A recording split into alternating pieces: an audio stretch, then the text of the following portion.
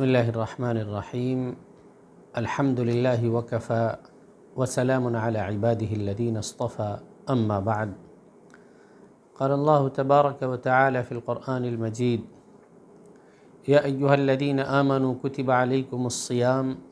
کما کتب علی الذین من قبلکم لعلکم تتقون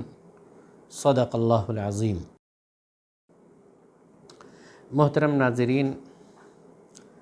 رمضان المبارک کا مہینہ شروع ہو چکا ہے۔ رمضان المبارک کا یہ مہینہ اگر کہا جائے تو در حقیقت نیکیوں کا موسم بہار ہے۔ رسول اللہ صلی اللہ علیہ وسلم اس مہینے کی عظمت، اس کی اہمیت، اس کے تقدس کے پیش نظر اس مہینے کی آمد سے پہلے حضرات صحابہ اکرام رضی اللہ عنہم اجمعین کی توجہ مبذول کراتے تھے، انہیں اس مہینے کی اہمیت کا احساس دلاتے تھے، اس مہینے کے اعمال، اس مہینے کی فضیلت، اس کی برکتوں کی جانب ان کی توجہ مبذول کراتے تھے اور اس کی تذکیر فرماتے تھے کہ کیسا عظیم ترین مہینہ،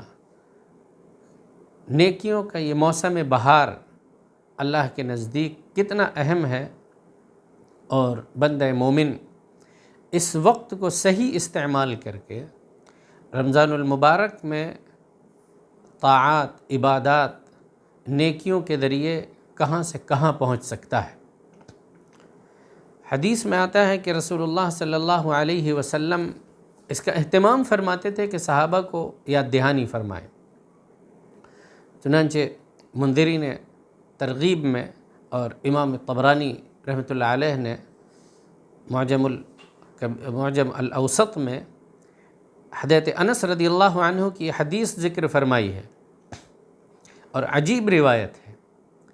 کہ رسول اللہ صلی اللہ علیہ وسلم نے ارشاد فرمایا، ماذا یستقبلکم وما الذی تستقبلونہ، اے لوگو کچھ جانتے ہو تم کس چیز کا استقبال کرنے جا رہے ہو اور کون سے ایام، کون سا مہینہ تمہارے سامنے آ رہا ہے۔ حضور صلی اللہ علیہ وسلم نے اس بات کو توجہ مبذول کرانے کے لیے 3 مرتبہ دہرایا۔ حضرت سیدنا عمر بن الخطاب رضی اللہ تعالی عنہ نے ارشاد فرمایا، یا رسول اللہ اوحی نزل، اللہ کے رسول کیا کوئی وحی نازل ہوئی ہے؟ حضور نے فرمایا لا، نہیں۔ قال عدو حضر، انہوں نے پوچھا اللہ کے رسول کیا کوئی دشمن حملہ آور ہونے والا ہے؟ آپ نے فرمایا نہیں۔ قال فماذا، تو اللہ کے رسول آپ کس چیز کے بارے میں کہہ رہے ہیں کہ تمہارے سامنے کیا آنے والا ہے اور کس چیز کا تم استقبال کرنے والے ہو، کس چیز کا سامنا کرنے والے ہو؟ آپ نے ارشاد فرمایا، ان اللہ یغفر فی اول لیلۃ من شہر رمضان لکل اہل ہذہ القبلہ، اللہ تعالیٰ رمضان المبارک کی اس پہلی شب میں، پہلی رات میں تمام اہل قبلہ کی مغفرت کا فیصلہ فرما دیتا ہے۔ مختلف روایات میں یہ مضمون وارد ہوا ہے کہ رسول اللہ صلی اللہ علیہ وسلم نے اس مہینے کی آمد سے پہلے ہی حضرات صحابہ اکرام رضی اللہ عنہم اجمعین کی توجہ مبذول کرائی ہے۔ میں بہت ہی اختصار کے ساتھ ایک اور روایت کی طرف اشارہ کرتا ہوں اور اس کے مضمون کا مختصر ترجمہ کرتا ہوں۔ وہ روایت تھوڑا طویل ہے، منذری نے ترغیب میں ذکر کیا ہے۔ حضرت سلمان رضی اللہ تعالی عنہ فرماتے ہیں، خطبنا رسول اللہ صلی اللہ علیہ وسلم فی آخر یوم من شعبان، رسول اللہ صلی اللہ علیہ وسلم نے شعبان کی آخری شب میں، آخری دن ہم لوگوں کو مخاطب فرمایا، ہمیں خطبہ ارشاد فرمایا، نصیحت فرمائی اور یہ کہا، یا ایھا الناس قد اضلکم شہر عظیم، اے لوگو ایک عظیم مہینہ سایہ فگن ہو رہا ہے،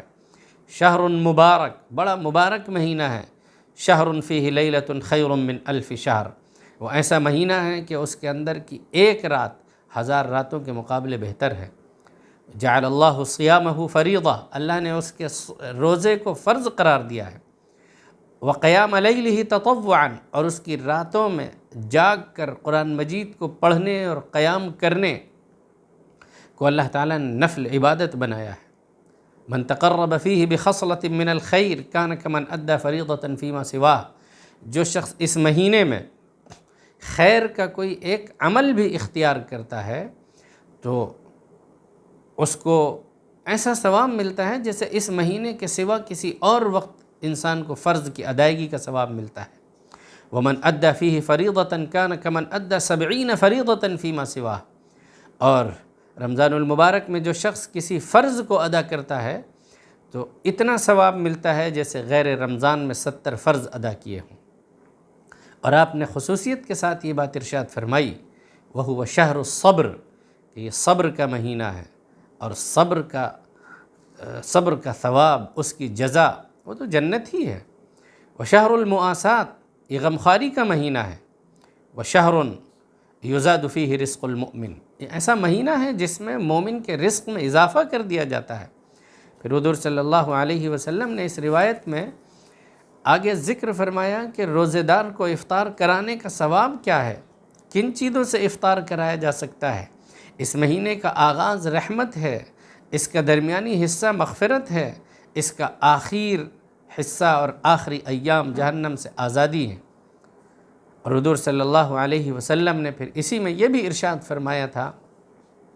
من خفف عن مملوکہ غفر اللہ لہ، جو شخص اپنے ماتحت، اپنے غلام، اپنے زیر دست کے ساتھ تخفیف کا معاملہ کرتا ہے تو اللہ اس کی مغفرت فرما دیتا ہے یا اس کو جہنم سے آزاد فرما دیتا ہے۔ اس مضمون کو بیان کرنے کے بعد رسول اللہ صلی اللہ علیہ وسلم نے اس مہینے کے بعض خاص اعمال کی طرف توجہ دلائی، اور آپ نے ارشاد فرمایا فاستکثروا فیہ من 4 خصال، لوگو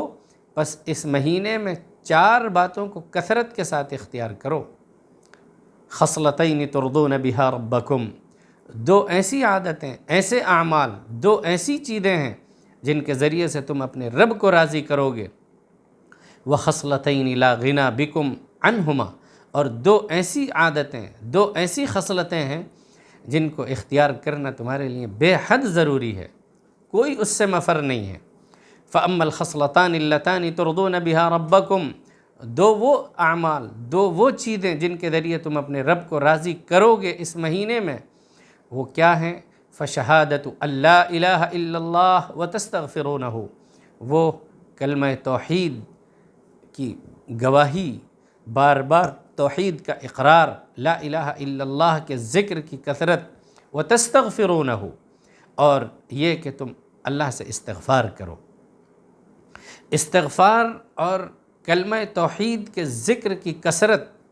یہ اس مہینے کے 2 ایسے خاص اعمال ہیں جن کے ذریعے سے بندہ مومن اپنے رب کو راضی کر سکتا ہے۔ وَأَمَّا الْخَصْلَتَانِ اللَّتَانِ لَا غِنَى بِكُمْ عَنْهُمَا، اور 2 چیزیں جو تمہارے لیے بے حد ضروری ہیں،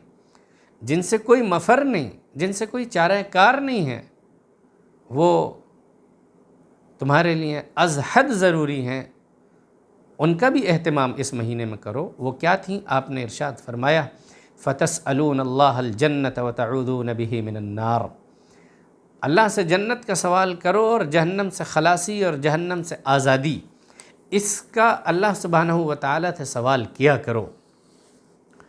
محترم ناظرین، معلوم ہونا چاہیے کہ انسان جسم اور روح کا مجموعہ ہے۔ اللہ تعالیٰ نے انسانوں کو پیدا فرمایا تو اس میں ایک جز، ایک عنصر مٹی کا ہے اور ایک عنصر روحانیت کا ہے۔ انسان کا جو حصہ جسم ہے، جو عنصر مٹی کا ہے، جو جسمانی جز ہے، اس کے بھی تقاضے ہوتے ہیں، اس جسم کو غذا کی ضرورت ہوتی ہے، جسم کے تقاضوں کو پورا کیا جاتا ہے، جسم کی بڑھوتری، اس کے نمو، اس کی تربیت اور اس کے تقاضوں کو پورا کرنے کی ضرورت ہوتی ہے۔ اللہ تعالیٰ نے مستقل اس کے تقاضے رکھے ہیں۔ جسم کے تقاضوں کے لحاظ سے انسان کو بھوک لگتی ہے، انسان کو جنسی خواہش ہوتی ہے، انسان کو نیند آتی ہے، انسان کو تھکن ہوتی ہے، اور پھر انسان وہ اسباب اختیار کرتا ہے جس سے جسم کے ان تقاضوں کو پورا کیا جا سکے۔ جب انسان جسم کے ان تقاضوں کو پورا کرتا ہے تو اس کے جسم کو قوت ملتی ہے، توانائی ملتی ہے، راحت اور آرام ملتا ہے۔ اللہ تعالیٰ نے انسان کو روح کا مجموعہ بھی بنایا، اس کے اندر روحانیت کا عنصر رکھا ہے،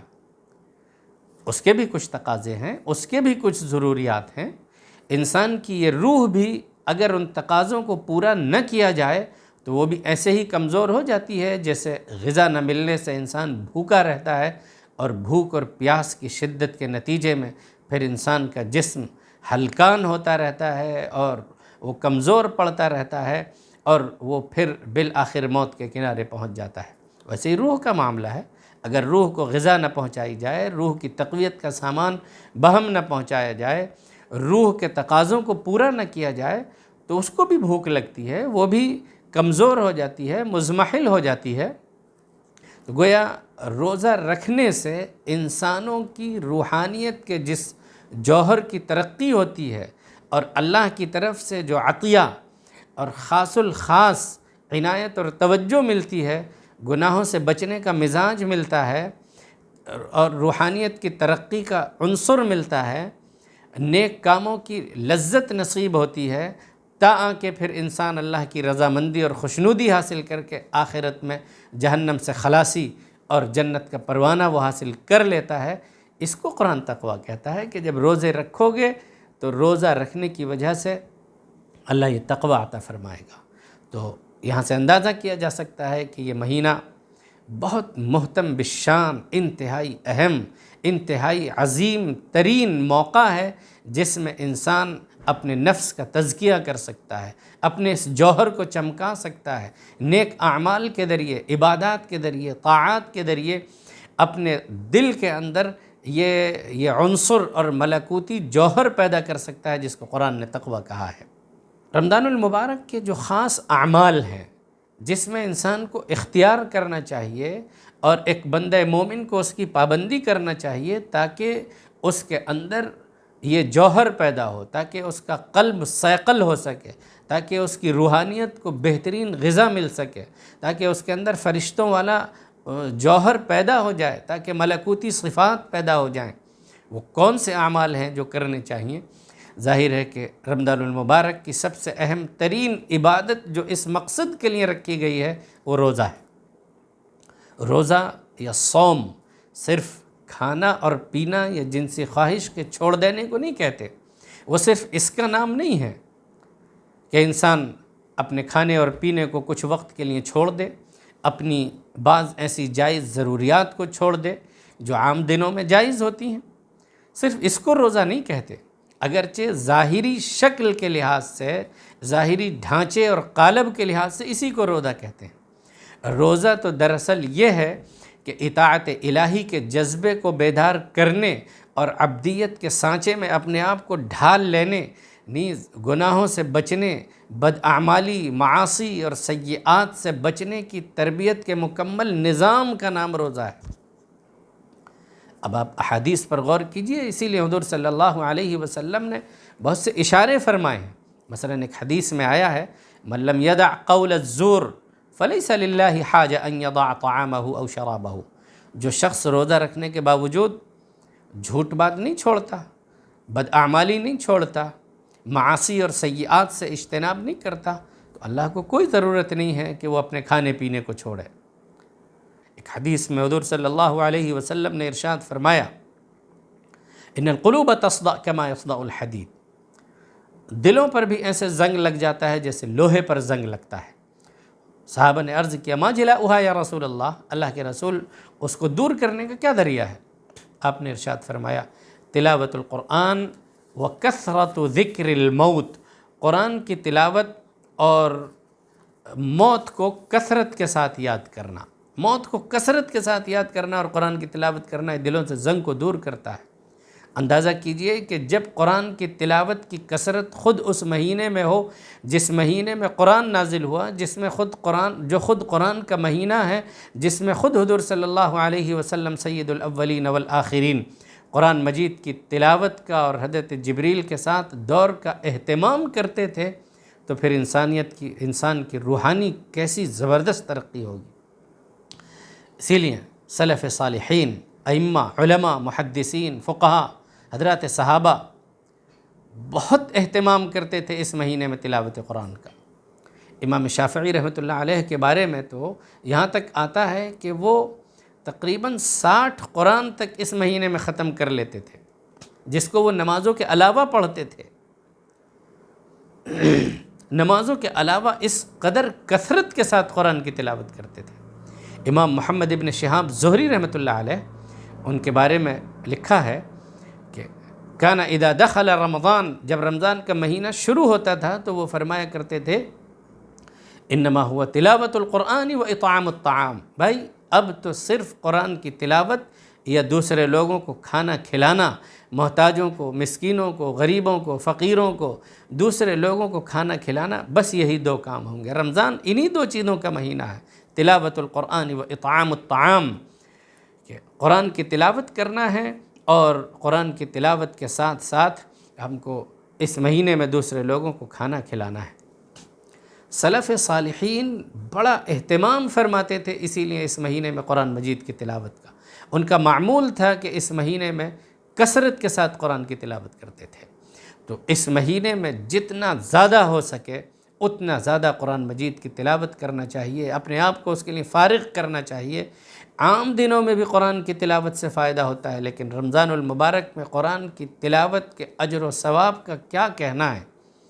اور اس کا بھی اہتمام کرنا چاہیے۔ کوشش کرنا چاہیے کہ قرآن مجید کو کچھ سمجھنے کی عادت ڈالیں، قرآن مجید کو سمجھنے کی عادت ڈالیں، اس کا ترجمہ سمجھیں، اس کی تفسیر پڑھیں۔ جو حضرات پڑھ سکتے ہیں ان کو اس سے گریز نہیں کرنا چاہیے، اور ہمارے جو علماء، جو نوجوان قرآن مجید کے دروس کا اہتمام کر سکتے ہیں انہیں قرآن مجید کے دروس کا اہتمام کرنا چاہیے، اور قرآن مجید کے درس کے حلقے لگانے چاہیے تاکہ قرآنی فضا عام ہو، تاکہ قرآن مجید کا پیغام دوسرے لوگوں تک پہنچے۔ تیسری اہم ترین عبادت یا اہم ترین وہ عمل جس کے ذریعے سے انسان اپنے نفس کا تزکیہ کر سکتا ہے، اپنے قلب کو صیقل کر سکتا ہے، اپنی روحانیت کی ترقی کر سکتا ہے، اور اس مہینے کی وہ خاص الخاص عبادت ہے، وہ ہے انفاق فی سبیل اللہ، اللہ کے راستے میں خرچ کرنا، جود و سخا اختیار کرنا، لوگوں کو کثرت کے ساتھ عطا کرنا، اپنا مال دینا، اللہ کے راستے میں مال خرچ کرنا، غریبوں کو عطا کرنا، محتاجوں اور مسکینوں کو دینا، یہ عام ایام میں بھی بہت اہم ترین عبادت ہے، اور اللہ تعالیٰ نے اس کے بڑے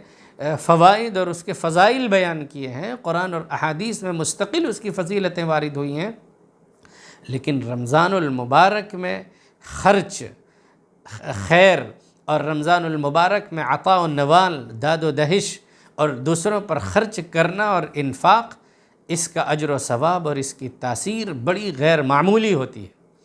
شاید اسی غیر معمولی تاثیر اور اسی وجہ سے بخاری شریف کی ایک حدیث میں آتا ہے کہ رسول اللہ صلی اللہ علیہ وسلم کی جو حالت تھی، جو کیفیت تھی، اس کو بیان کیا گیا ہے۔ حدیث میں آتا ہے کان اجود بالخیر، رسول اللہ صلی اللہ علیہ وسلم موسم بہار کی ٹھنڈی ہواؤں سے زیادہ سخی ہوتے تھے، وہ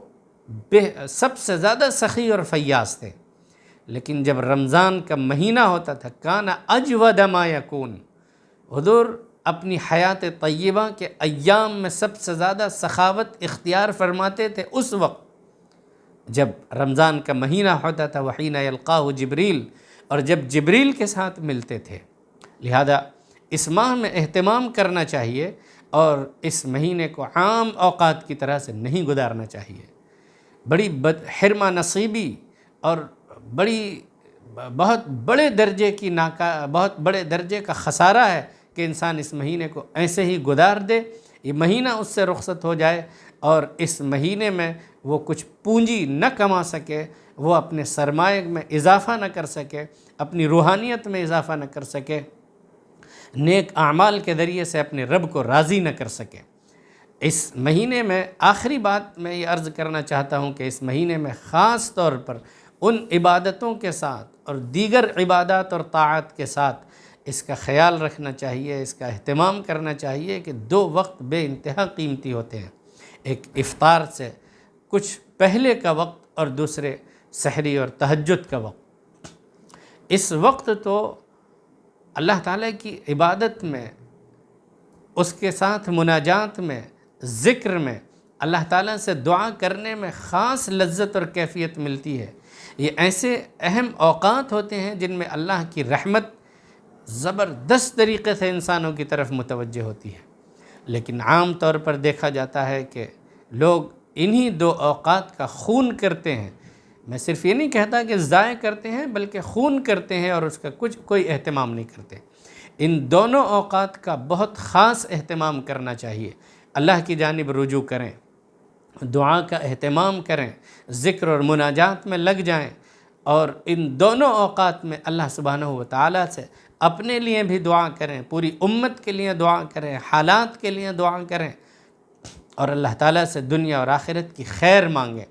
اس طرح مانگیں، اتنا روئیں اور اتنا گڑ گڑائیں کہ اللہ سبحانہ و تعالیٰ اس رمضان کو ہماری اور پوری امت مسلمہ کی تقدیر کے بدلنے کا ذریعہ بنا دے، اور اللہ تعالیٰ اس رمضان المبارک کو ہماری مغفرت کا اور جہنم سے خلاصی کا ذریعہ بنا دے۔ اللہ تعالیٰ سے دعا ہے کہ اللہ تعالیٰ رمضان المبارک کے اس مہینے کو ہمارے لیے واقعتاً نیکیوں کا موسم بہار ہمارے حق میں بنا دے، ہم اللہ کی عبادت کی لذت کو محسوس کریں، رمضان کے روزوں کا حق ادا کریں، عبادت اور تلاوت اور مناجات اور ذکر و استغفار کی حلاوت ہم اپنے قلوب میں محسوس کریں، اور ان اعمال کو اختیار کر کے اللہ کی رضامندی حاصل کرنے والے بن جائیں۔ اللہ تعالی ہم سب کو اس کی توفیق عطا فرمائے۔ وآخر دعوانا ان الحمد للہ رب العالمین، وصلی اللہ علی النبی الکریم۔